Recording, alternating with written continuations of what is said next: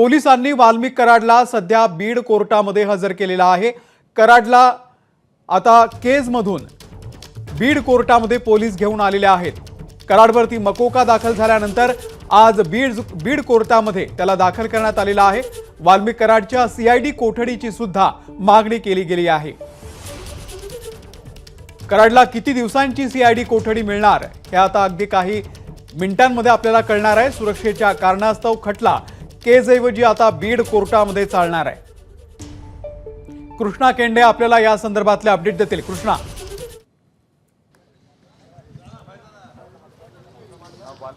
काही वेळापूर्वीच या बीडच्या कोर्टामध्ये या ठिकाणी वाल्मिक कराडला हजर करण्यात आलेलं आहे आणि कोर्टाच्या समोर आणलं गेलं आहे। मात्र अजून रूममध्ये नेलेलं नाही। बाळासाहेब कोल्हे हे सरकारी वकील म्हणून काम पाहतील, तर अशोक कवडे हे जे आरोपीचे वकील आहेत हे दोघं या ठिकाणी आजचं जे कामकाज आहे त्या पाहतील। आत्ता जर आपण पाहिलं तर इथे कडेकोट सुरक्षा व्यवस्था तैनात करण्यात आलेली आहे आणि एकंदरीतच जर पाहिलं तर आजची सुनावणी अत्यंत महत्त्वाची मानली जाते संतोष देशमुख खून खटल्यामध्ये, कारण की याच खून खटल्यामध्ये मोका अंतर्गत या आरोपी आहेत त्यांना या ठिकाणी वाल्मिक कराडला आणलं गेलेलं आहे आणि काही वेळातच या ठिकाणी सुनावणी होईल।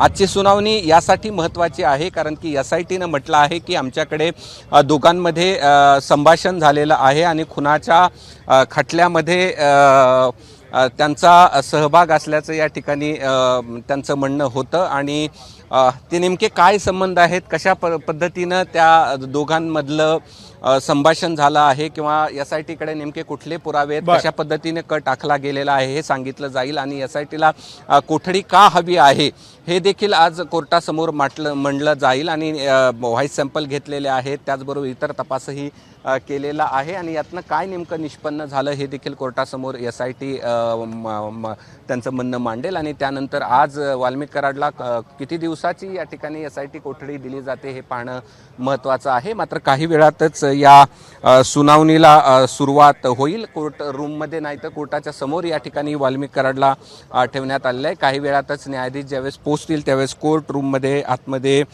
घेऊन त्यांना नेण्यात येईल आणि त्यानंतर पुढील प्रक्रिया सुरू होईल आणि आजची जी सुनावणी आहे ती अत्यंत महत्त्वाची आहे कारण की आज वाल्मिक कराडला कोर्टासमोर जे हजर केलं जात आहे ते मकोका अंतर्गत सकाळी केज पोलीस ठाण्यामध्ये अटक केल्यानंतर आणलं जातं आहे आणि आज नेमकी किती दिवसाची कोठडी पुन्हा वाल्मिक कराडला मिळते हे पाहणं महत्त्वाचं असणार आहे। अमोल, कृष्णा, आपण बघतोय की वाल्मिक कराडच्या मूळ गावात सुद्धा वेगवेगळी आंदोलनं केली जात आहेत।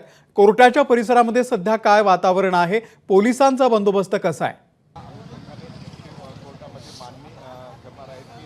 नाही, मी पोलिसांचा बंदोबस्त या ठिकाणी तुम्हाला दाखवतो। मोठ्या प्रमाणावर पोलिसांचा बंदोबस्त तैनात करण्यात आलेला आहे। एसीपी दर्जाच्या अधिकाऱ्याकडे संपूर्ण सुरक्षा व्यवस्था देण्यात आलेली आहे।